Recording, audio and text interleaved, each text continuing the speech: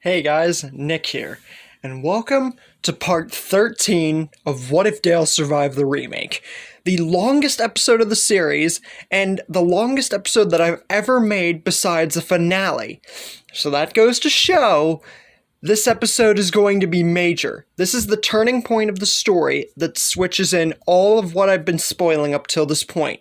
So get yourselves a snack, get yourselves a drink, because you're going to want to pay close attention to this, and you can't miss this. So let's dive in. But before that, did you know that there are two alternate realities in which we live in, or that physicists believe that we live in? One in which all of you, either new or old, subscribe to the Nick's Topics YouTube channel, and one reality in which you don't. Now let's set the scene for these two particular realities. If you don't subscribe to the Nick's Topics YouTube channel, alright, you will be gifted 15 free ice cream sundaes, but there's a catch. I know, it sounds like a perk. Who wouldn't want that many? But the second that you receive them, your whole entire neighborhood or house or whatever the frick you live in, right when you get them, you will be ambushed by an army of beavers with tanks, flamethrowers, missiles, airplanes, etc. Basically an entire army of beavers just to get their hands on your ice cream treats. So, that's one reality. But if you do subscribe to Nick's Topics, you will be given an entire gallon of clay. Even more so than a gallon. Now, what would you do with a gallon of clay? Well, let me tell you. You will be given this gallon of clay, or however much would be more than a gallon, like a huge pool of clay, to make a statue of yourself in the front of your yard. Now, if I were a betting man, one might think that I would go for the 15 ice cream sundaes, the free ones, even if it meant an army of beavers ambushing my house like it was frickin' World War III. But I would rather not have an army of beavers chase me just because I want ice cream, and I'd go with the option to make a statue out of myself, even if it was out of clay. So I think that you guys should definitely subscribe to Nick's Topics if you don't want an army of beavers raiding your house whenever you get ice cream sundaes. Now, you better subscribe to Nick's Topics. Anyways, let's get into the story, and you guys are going to pay close attention to this. You're going to want to, you can't miss this. Now, we ended off last time with Rick arriving at the Woodbury gates and basically saying what happened, and the governor escapes and takes everyone, Dale, Daryl, and Michonne mainly, hostage. And that's the first thing that Rick sees. That is what got him so terrified. And, well, you know, the governor and all of his men being out there, obviously. And all three of them are looking a little worse for wear. Dale, sorry, those two names can get mixed up. Dale looking the best out of all of them, considering Daryl and Michonne did more.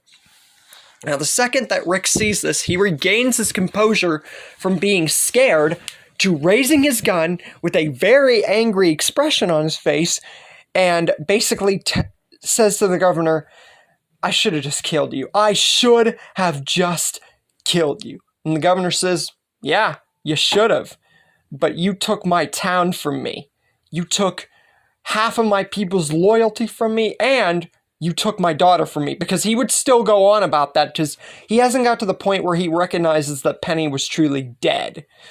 So now the governor says that things are going to go his way now.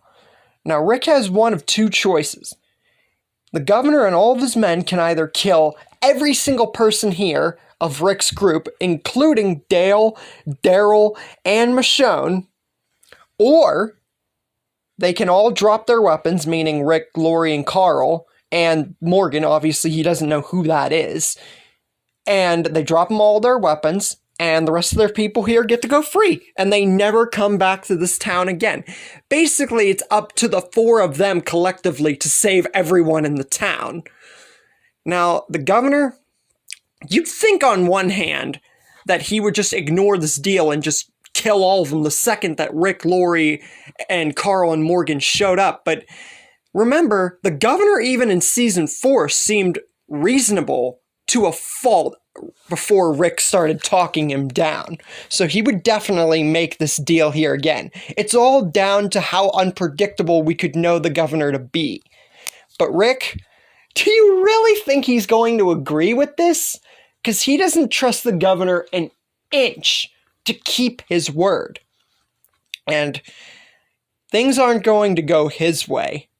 Cocks his Colt Python and aims it square in the governor's general direction and says, things are going to go his way.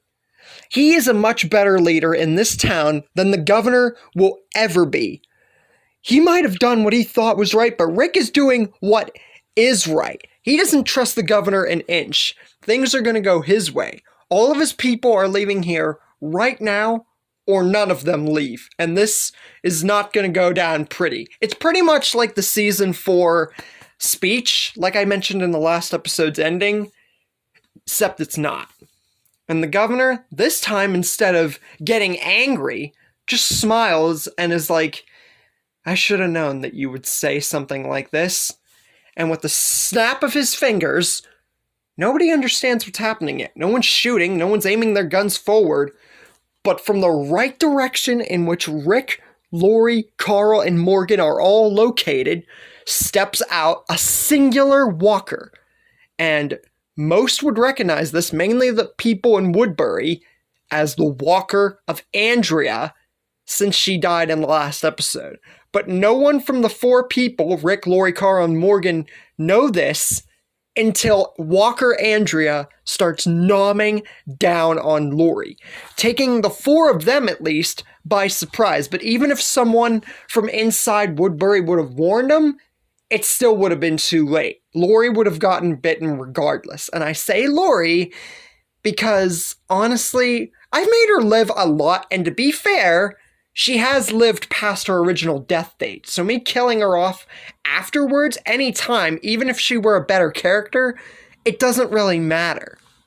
Because it's how it would go, and sooner or later here in the episode, you'll understand that things are about to get really nasty. And Rick and Carl notice this immediately once they hear Lori's screams, and they don't know what to do. They're sitting there in anger, fear, sadness, and shock that Lori has just gotten bitten by another one of their own, and Andrea's dead too. How much more did happen since they've left? But Morgan, he has a much, much different reaction. Because remember, Morgan is still clear Morgan here. He might have been talked down in this particular outing, but he's still clear Morgan. And what he's thinking of is Jenny and Dwayne. How he tried to save Jenny, but he couldn't. And then he tried to put her down, but ended up costing the life of his son. And how weak he was. And Rick and Carl seeing Lori die just reminded him of how much he failed. And just at that moment, Clear Morgan's clear senses skyrocket to 11. And he instantly, with whatever weapon he's holding, because remember, he wouldn't have the staff, just ignore that picture, obviously. He instantly puts his spear or whatever weapon he'd be holding straight through Walker Andrea's temple. And Lori, she wouldn't be a walker just yet, but her face would be so torn open, and her body, she'd look like a deep dish pizza. So, yeah, Morgan knows that she's going to turn, and he's not going to make the same mistake twice. And instantly plunges his weapon straight into Walker Lori's temple as well. And then, straight after, within the span of a few seconds, this is all happening, mind you, which would be pretty freaking awesome to say the least. He aims his gun square into the governor's general direction, except, unlike Rick, he's actually going to shoot. And the only reason Rick didn't shoot is because Walker Andrea popped out of nowhere. But Rick, finally regaining his composure and Lori's death finally sinking in, yells to Morgan at the top of his lungs to not do this. But Morgan's far from listening. Because remember, Clear Morgan's clear senses have been skyrocketed from 10 to 11. Screw that, 100. So he's not going to be listening to what Rick's saying. Everything is just red in his eyes. And he takes the shot. Boom! But because of so much happening at once, even that, it still gave time for the governor to dodge the gunshot just enough so it barely scars his face. Because he was given ample time throughout all this dialogue and this confusion to be able to dodge, so it only lightly scarred his face, the bullet. But Rick instantly, boom! He slams Morgan against the side of a dumpster and basically yells at Morgan in a voice no version of Rick Grimes would ever be recognized to use. Yelling at Morgan saying, "You just killed everyone in the town!" But Morgan, like I said, he's beyond listening and he snaps back. Not as loud, but still loud. Saying that, "You couldn't put down your wife. Nor could I. I did what you couldn't, and what I couldn't. So, if there's anyone that we just saved, it is all of them." But Morgan's not paying attention to the circumstances. But Rick, now he's yelling even louder. So much so that afterwards, half of his words become incoherent, like they're hard to understand. He has strained so much of his vocal cords from yelling so loud, it's basically becoming almost like you can't basically understand him, saying that, "You just killed everyone in the town." He just says that over and over again, and slams Morgan straight into the ground. And this actually snaps Morgan straight out of his clear mode, because even clear Morgan is surprised at how angry Rick is. How Rick just became like a totally different man. But the governor, he's not as angry, and he's not surprised enough to pay attention to how angry Rick and Morgan are, how crazy they are. But he does say that they had their chance, and now playtime's over. Rick snaps out of this, even resting his throat, because how crazy Rick just got, even he recognizes that he has probably just busted a part of his vocal cords from yelling so loud. And now he's just understood what is about to happen. And with every fiber of his being, Rick yells out to the high heavens and above, straight in Woodbury's direction, "No! Don't do this!" So loud that every single person from 10 miles away could hear this amazing yell, but a yell that would make people cry, get scared. There's just so much emotion tied to Rick's voice. But the governor isn't listening. There's just so much not listening in this moment that I bet you 1,000,000 people would turn this away if this were in the show. They would just stop watching. But the governor says that they had their chance.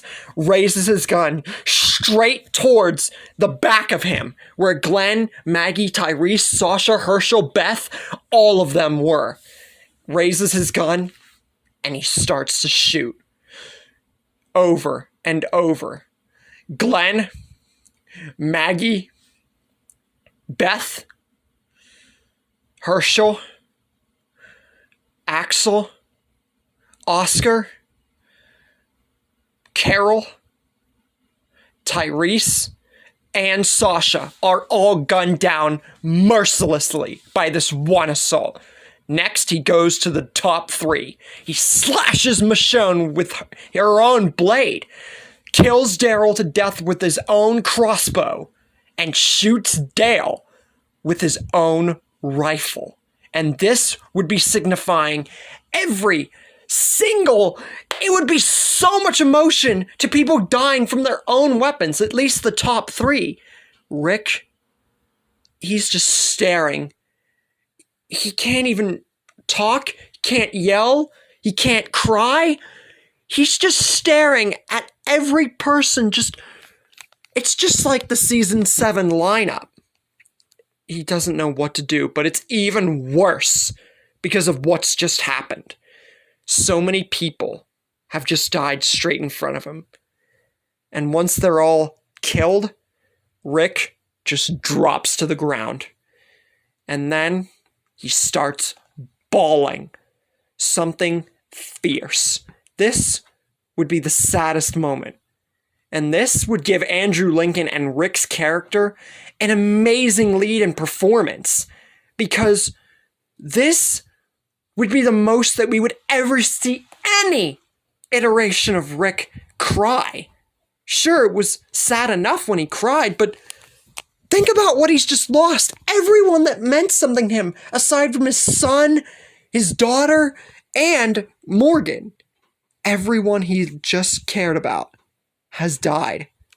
And when his eyes look up straight into the governor's vicinity, all that there is of Rick is pure, unbridled malice.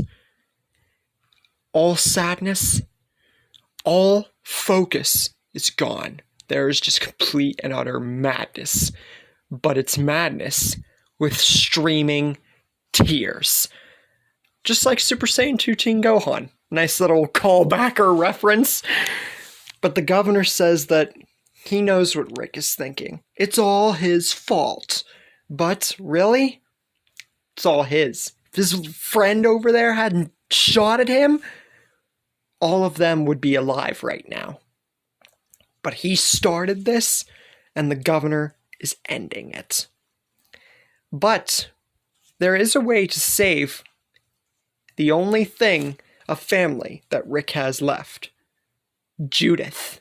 As well as, Carl, of course. But that would be an absolute last resort if the governor doesn't get what he wants here. And aims his burst assault rifle straight at Judith's head. And no one ever threatened Judith except Martin. So this would be very big here. The governor looks at Rick like, make the right decision. Surrender. Or the baby dies. And Carl and Morgan way less now because of how Rick's acted, but Carl mainly because of Lori and everyone that just died here, is like, no, we're not surrendering to this one-eyed freaking fool who just killed everyone that we care about. But Morgan, like I said, what Rick did to him, throwing him down like that, pushing him against the dumpster, and how he's acted, snapped Morgan out of his clear mode. So call him a violent Eastman, if you would. I don't know, something like that. It's like, they're both fighting like whether Rick's gonna make the right choice or if he's gonna fight more and risk Judith. But Rick, with every fiber of his being trying to tie down his malice, just says, bring her to me. Signifying that Rick, at this point, has given up? Which even the governor is taken aback by this. And Morgan and Carl are especially too. They were expecting Rick to fire this time and not stop. And the governor, like I said, he would be very taken aback by this too. He expected the same result. But it was the smart result. So Judith is not going to get shot here. And therefore, Judith is handed to Rick. And you would expect him to just carry the baby and Carl and Morgan follow and they just run off somewhere, just the four of them. Right? Is that the long part of the story? Wrong! He gives Judith to Carl and says, get out of here. Take Judith and go. And once again, everyone's taken aback. Mainly Carl. It's like, what? Say that again. Rick basically says in a much more sterner tone, trying to hold back his malice 1,000-fold, and says, get out of here.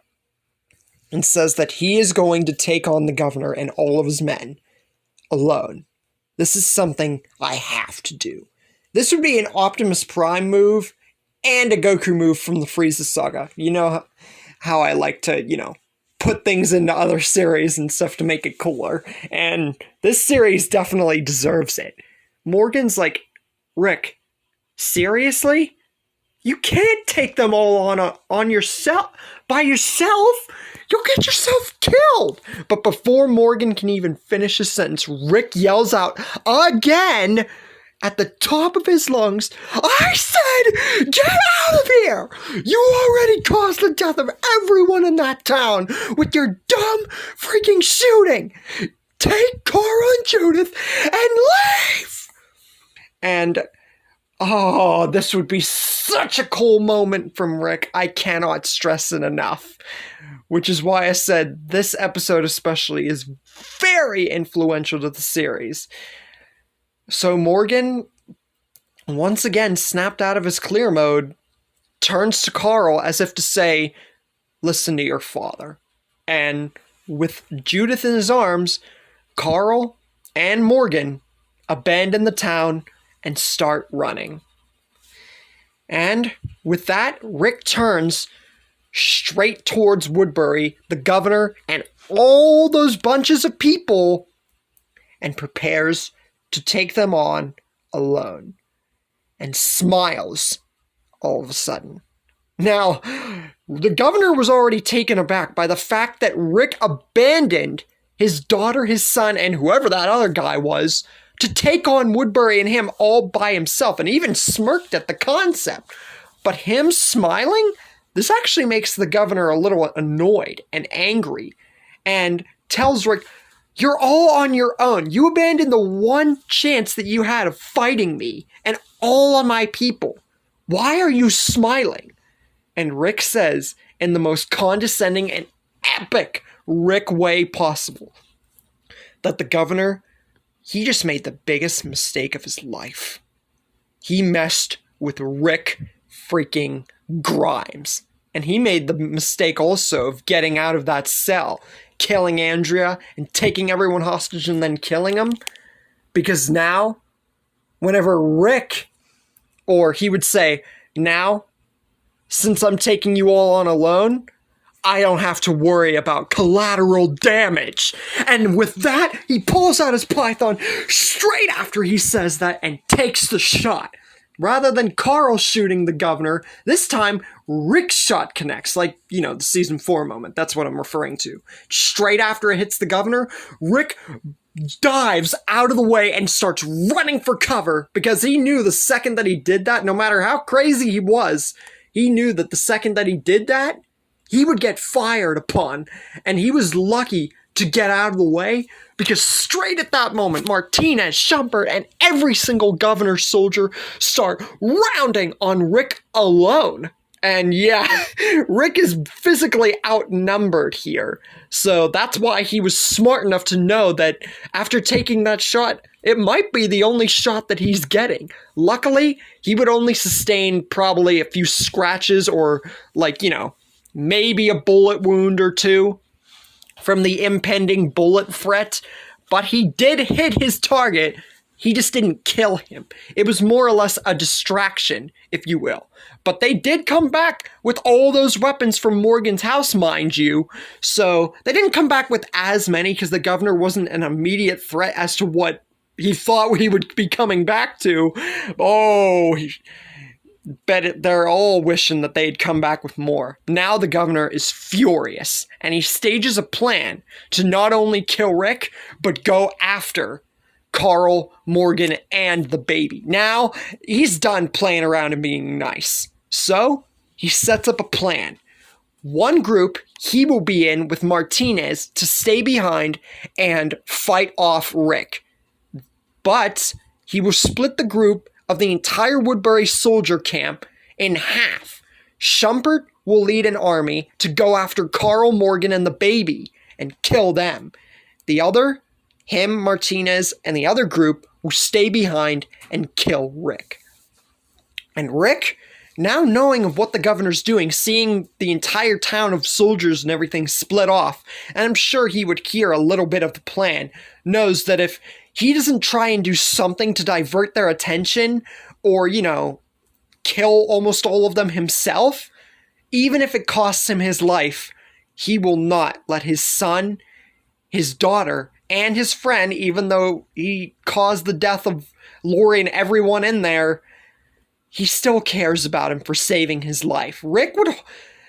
It's very mixed. You gotta think of how he would feel in this moment. So, with a grenade he had gotten from Morgan's apartment, he throws it, and the explosion rings out. A small one, mind you, because it's just a single grenade. But after the grenade goes off and many of the soldiers are injured, Rick bursts out from his cover with an AR and starts loading down on every single soldier. The governor and Martinez's group, mind you, because Schumpert and their group had already gotten away from the crossfire to go after Carl, Morgan, and the baby.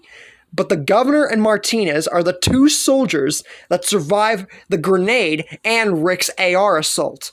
So, whenever Rick goes in to inspect if anyone's still alive, whoever it might be, Martinez bursts from behind a corner, which scares Rick to get out of the way just in time before Martinez hits a wall with his bat. And now, this would spark an awesome fight between Rick and Martinez. Far more on Rick's end, but still an awesome fight nonetheless. A machete versus bat fight. We almost had something like this with Rick's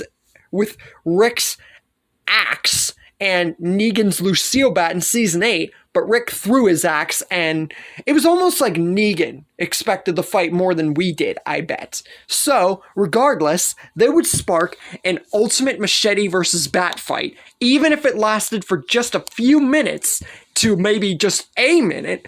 It would seriously be something to witness, especially from what we all just saw the past few minutes of this video, if not the entire thing. But the fight doesn't last too long because Rick's anger, fury, and hatred and everything he's feeling, and the smartness that he still possesses, would enable him to take the high ground of the fight almost instantly.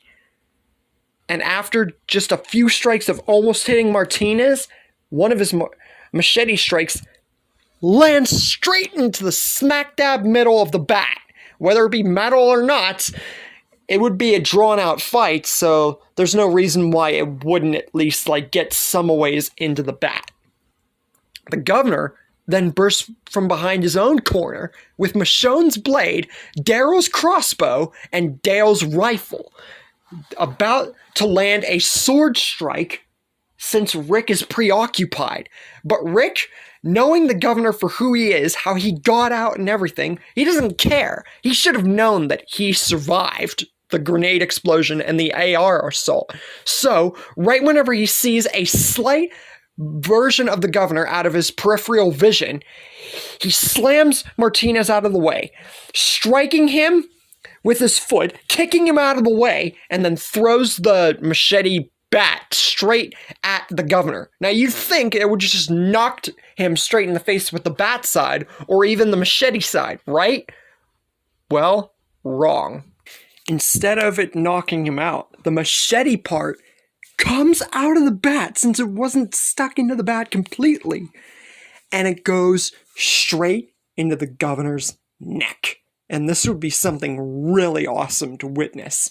This whole episode has been full of twists and turns, and like I said, it's the changing part of the entire story. So it's gotta be influential, and that's why it's this long.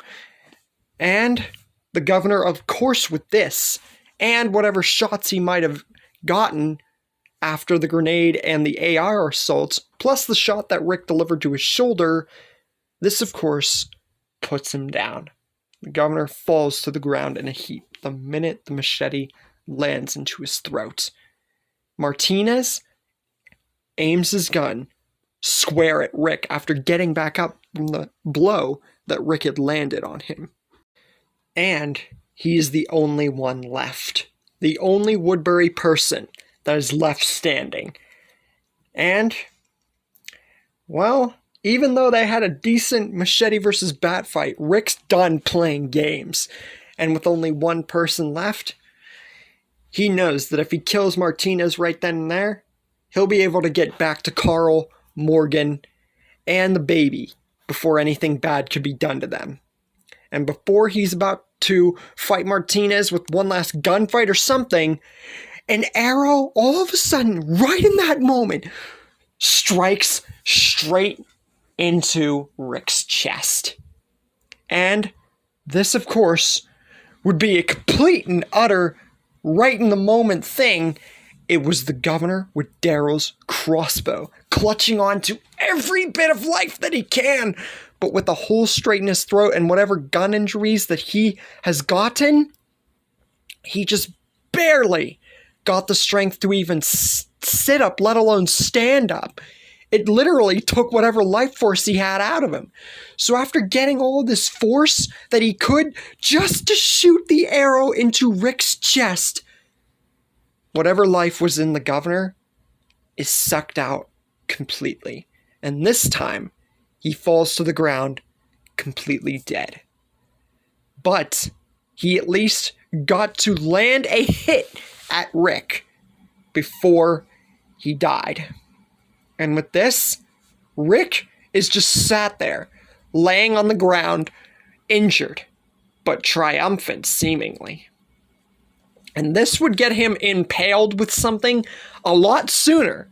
And it's not often that I make him get impaled or anything. Oh, I've had his hand get cut off and maybe some other stuff, but really?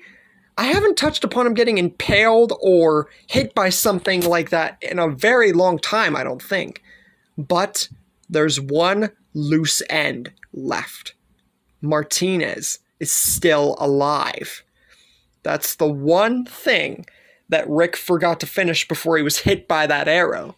And Rick looks up knowing this. What's going to happen now? Will Carl, Morgan, and Judith get away from the incoming threat of Schumpert and all those other men? Or is this the end of the complete story? And if so, why are there teasers for more in-depth versions of the story before Dale even gets the shotgun arm or the blood red eye? Is there more to the rest of the story than meets the eye? Will Martinez actually help Rick?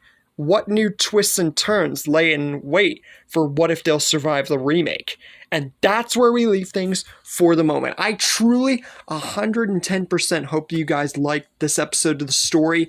Like I said, besides finales, this is the longest rendition of an episode that I've ever done on the channel.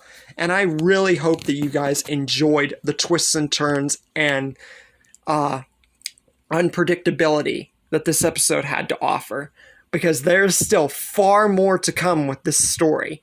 Even if this is the turning point of the story, this is where it officially gets very long. So I hope you guys are strapped in for next time, and I'll see you then.